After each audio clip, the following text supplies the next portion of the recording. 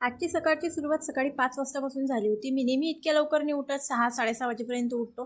पण आज कारणही तसं होतं, मी नॉर्मल लवकर उठवलं की खालीच्या ताई राहतात, त्याचं अचानक पोट दुखायला लागलं आणि त्याने हॉस्पिटलमध्ये नेलं.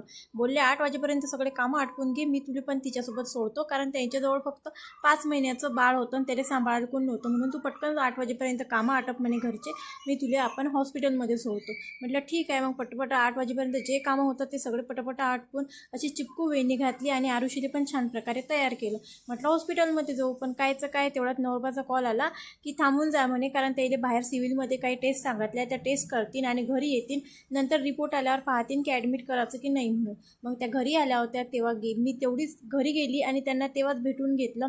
असं छोटंसं बाळ त्याचं बिचारं 5 महिन्याचं एकटंच खेळत होतं आणि त्याची तब्येत खरंच लय खराब होती आणि त्याला ॲडमिट करायचं सांगितलं होतं रिपोर्ट आल्यावर. नंतर ते ॲडमिट करायला जाणार होते जेव्हा घरी ॲम्ब्युलन्स येईन तेव्हा.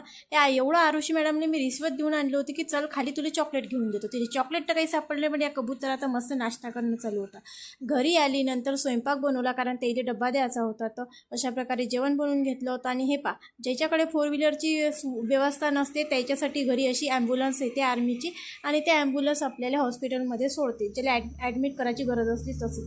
नंतर दुपारचे सगळे कामं आटपून रात्रीचा स्वयंपाकाला लागली, तेवढ्यात आरुषी मॅडमची नाटकं सुरू झाले. हे दे ते दे, काय पाहिजे समजत नाही, पण सगळंच पाहिजे आणि सगळं फक्त खेळण्यासाठी. हे प्लेट जमा करू दे, ते प्लेट जमा करू दे, मिक्सरचं भांडं, एवढे खेळणे असून त्याच्यासोबत नाही खेळत. तिकडचे किचनमधले सगळे भांडे जमा करते. रात्री या दोघांची अशी मस्ती चालू होती. आणि हाच ते जे मी मठ भिजू घातली होती त्याला मस्त अशा प्रकारे कोंब आले होते. भेटूया उद्याच्या ब्लॉग.